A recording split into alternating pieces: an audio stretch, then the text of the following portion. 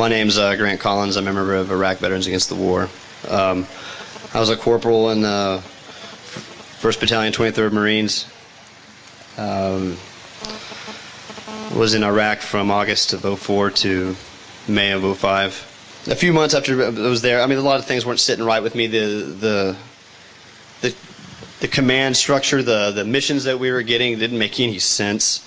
We're going after people, mujahideen or muj, and they didn't have any idea which ones were the right ones. We're kicking in the wrong doors, terrifying children, helicopters screaming over their heads at night, and I'm trying to calm the women and children while the men were dragged and separated out and completely humiliated in front of their families.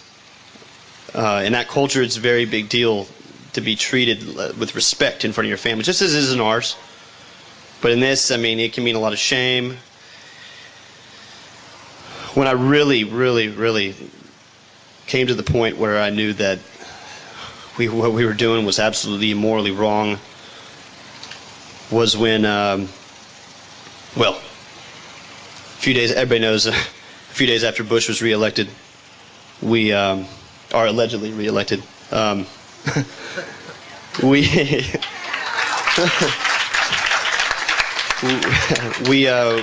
began, we had already cordoned off Fallujah, and Cloy was in the first incursion in April, where we took heavy casualties and then decided that maybe it wasn't the right time to go in.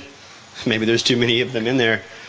So I was a part of the cordon where we cordoned it off, and then we made operations to move in, and 2 o'clock in the morning we went across the berm and instantly started taking casualties, but started lighting up this city like you wouldn't believe. Artillery strikes going in, and planes flying in and dropping 500-pound J-down bombs into obviously civilian areas. I mean, my platoon was tasked with moving down a certain sector from the north side of the city, and of course we had to take every building block that we went through, and we had already come up to like a four-story like apartment building, and we had encountered heavy resistance from there, and there was no way that we were going to be able to clear it with using people. So we called an airstrike on it, well, a helicopter strike with it, and after a couple of them, the building just completely collapsed in. And I was thinking at the time, man, how many civilians could have been inside there? I mean, just like any kind of conflict, there's people that are hiding inside of places that are unable to come out of these buildings out of fear that they're going to be killed by the enemy or our enemy for leaving, or out of fear that they're going to get shot in the streets, because when they do, they come out and they do get shot in the streets trying to get away. We moved down another block and we came up to a smaller building, and my squad was tasked with taking this building, and the doorway, there was fire coming out of the doorway, machine gun fire, and from the windows. So I had an attachment of SMAs, which are rockets, a two-man team of rockets, and you can use these rockets to blow holes, make another doorway, if you will, in the side of the building. So I gave the order for them to use the missiles on the building. So we hit it, and then we stormed into the building, and there was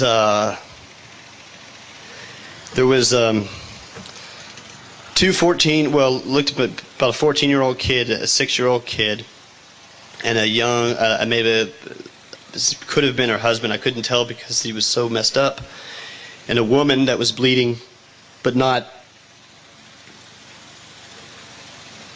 severely, and all she was screaming, "Why, Laish, Laish," and I broke down. I leaned up against the wall, and as my rest of my Marines cleared through the building, and I sat there with the corpsman trying to do something about it. But I started to cry. I wanted to rip my hair out, what hair I did have, and go nuts. And the woman, seeing my reaction,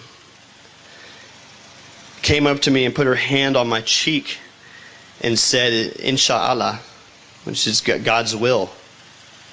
Because these people over there, it doesn't matter what bad things happen to them, that they can accept it right away as God's will because they're deeply religious. But no, it wasn't God's will. It was my fucking order. I gave the order to fire those rockets into that building, and I killed her family. And that's when I knew that I was put in a situation where I had to do that. I thought I had to do that to keep myself and my Marines alive, thinking that, well, man, that was the best thing I could do at the time. Well, I have to live with that decision. From then on, well, of course, we had the rest of that battle to go through, and I saw more casualties, more civilians being killed. Well, I don't know. I've been here a couple times. I've had to go back. I went back to Grand Rapids, Michigan, to start school. But when Lauren told me that she wanted to come back, I had to come back. On the 26th of August, I lost another friend. He was on his third tour, and the thing is that what's making me really upset is now I'm starting to, their names are all blending together now. And she asked what his name was, and I gave her a name, a wrong first name and a wrong last name. And and then I had a dream after all this, and I saw him in my dream, and he, in his typical joking attitude, said that I was fresh out of Friends. That I needed to make some new ones. He's joking around like he used to always say stupid shit like that.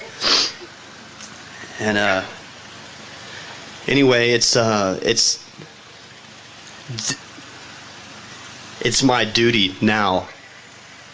It is my duty to stand up and speak, and I will do this until this war is over.